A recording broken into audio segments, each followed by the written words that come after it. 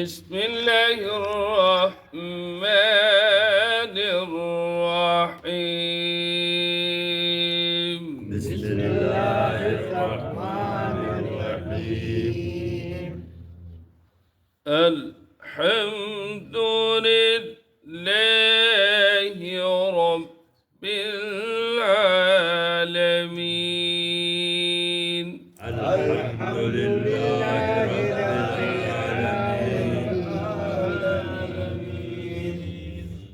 الرحمن الرحيم الرحمن الرحيم مالك يوم الدين مالك يوم الدين سورہ فاتحہ مکی ہے، اس کی 7 آیات ہیں اور ایک رکوع ہے۔ کل میں نے عرض کیا تھا کہ سورہ فاتحہ کے مختلف نام مفسرین نے اور خصوصاً علامہ بیضاوی رحمۃ اللہ علیہ نے اس کے 14 نام لکھے۔ سورہ فاتحہ، سورہ ام القرآن، سورۃ الحمد، سورۃ الشکر، سورۃ الدعاء، سورہ شافیہ، کافیہ، وافیہ، سورۃ الشفاء اور 7 مثانی۔ اور بعض مفسرین نے اس سورت کا نام سورہ تعلیم المسئلہ، سوال کرنے کا طریقہ اس میں بتایا گیا۔ تو بہرحال فرمایا سورہ فاتحہ جو ہے شفاء من کل داء، کہ ہر بیماری کا علاج سورہ فاتحہ میں۔ ہاں، یقین کی بات ہے، جتنا جتنا یقین کامل ہوتا جائے گا سورہ فاتحہ پر اور قرآن مجید پر، اتنے شفا اور رحمت ملتی جائے گی۔ اور یقین کامل نہ ہو تو پھر کچھ بھی نہیں۔ اس لیے کہ بہت سارے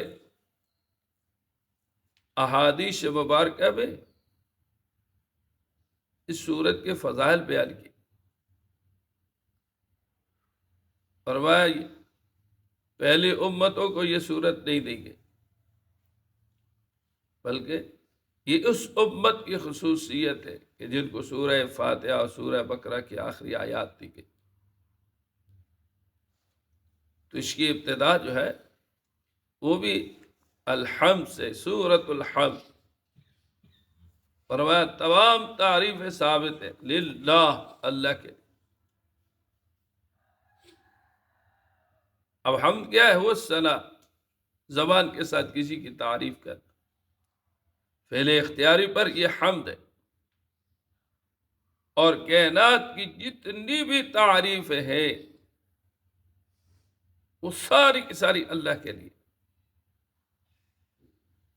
کیونکہ اللہ اس تمام چیزوں کا صانع ہے، ان تمام چیزوں کا خالق ہے، مالک۔ اس لیے غیر اللہ کی جو تعریف ہو رہی ہوتی ہے وہ بھی حقیقت میں اللہ کی تعریف ہوتی، کیونکہ مصنوعات کی تعریف حقیقت میں سارے کی تعریف ہوتی۔ جس طرح آپ مثال کہتے ہیں بہت اچھا مکان ہے، تو مکان کی تعریف ٹھیک ہے ہو رہی ہے، لیکن اصل تو مکان بنانے والے کی تعریف ہے، لیکن جس نے اس کو بنایا، اس مستری کی، اس سارے کی تعریف ہو رہی ہے۔ تو اس کائنات کی جب ہم تعریف کر رہے ہوتے ہیں تو پھر اس کائنات میں جتنی بھی اشیاء ہیں سب کا خالق و مالک صرف اور صرف اللہ کی ذات ہے۔ تو گویا کہ اللہ سارے ہے تو سارے کی تعریف ہوئی۔ تو اس لیے فرمایا الحمد، تمام تعریفیں ثابت ہے کس کے لیے؟ اللہ کے لیے۔ تو اللہ کس کو کہتے؟ فرمایا اللہ علم لذات واجب الوجود، المستجمع لجمیع صفات الکمال، کہ اللہ اس واجب الوجود ذات کو کہتے ہیں کہ جو تمام کی تمام صفات کمال جس میں جمع، اور اللہ وہی ذات ہے کہ جو سارے کے سارے عیوبات سے پاک ہے، ساری کی ساری عیبوں سے پاک ہے، اور صرف وہ اللہ ہے جس میں تمام کی تمام صفات کمال پائی جاتی۔ اسی لیے فرمایا کہ اللہ الہ سے الہ معبود ہے، تو معبود حقیقی صرف اور صرف اللہ کی ذات ہے، اللہ کے ساتھ علاوہ کوئی بھی نہیں ہے۔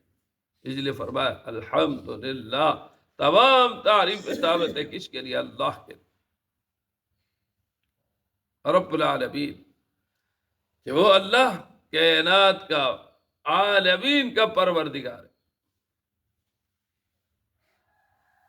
کہ جس کو کائنات میں جتنی بھی اشیاء ہے ساری کا پالن ہار، پالنے والا صرف اور صرف اللہ تعالیٰ۔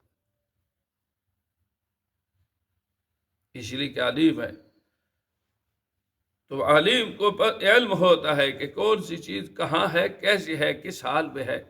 اس لیے فرمایا کہ جو چوٹی سیاہ رنگ کی سیاہ پہاڑ پہ چل رہی ہے، اس کی حرکت کو بھی اللہ جانتے ہیں، اور اس کو روزی کا سبب بھی اللہ وہاں بنا دیتا۔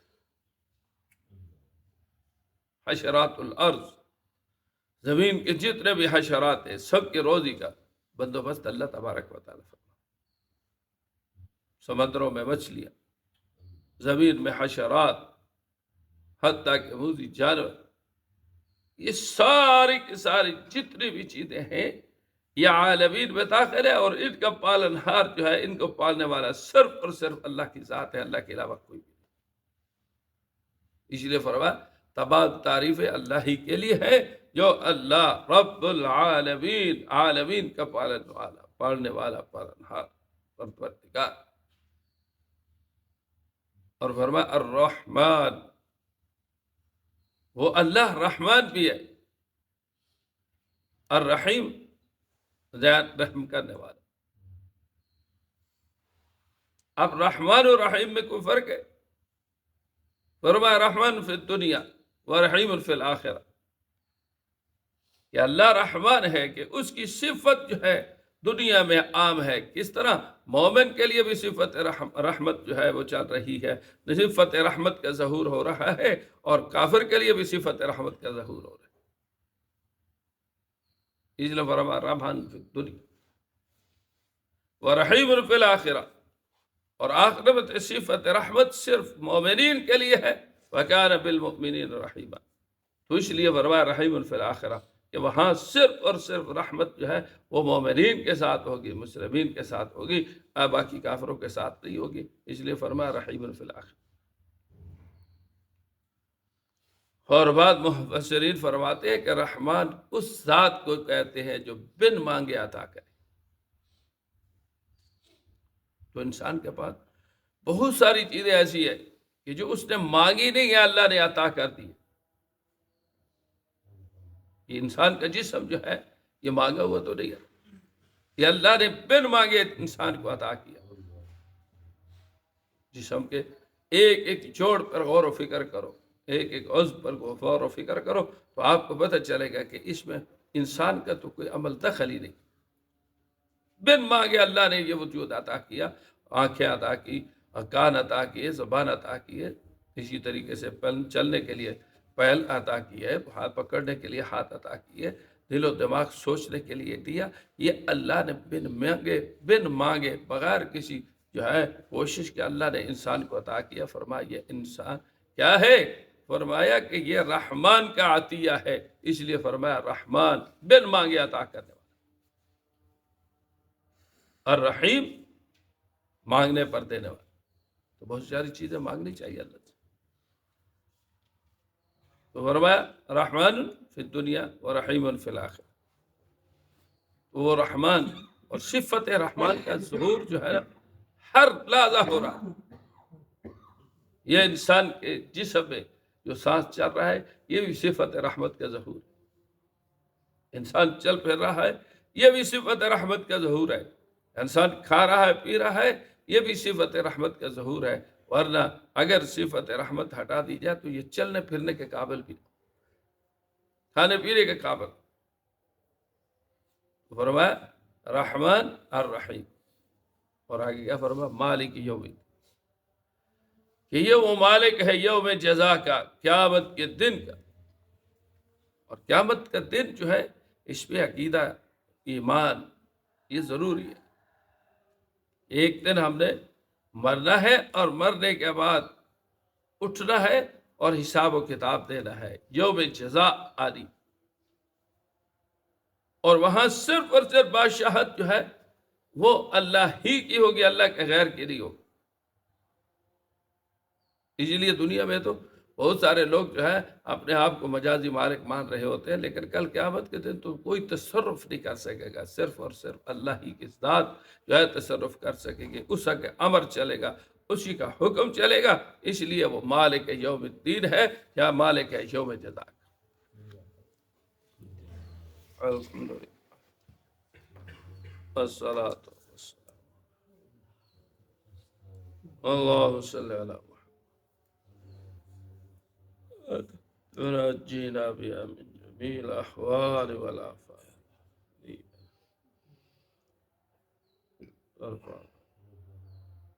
وتبلغنا بأقصاها اغفر وارحم. اللهم أسنا عاقبتنا واجرنا من خزي الدنيا وعذاب الآخرة. اللهم اقض حاجتنا.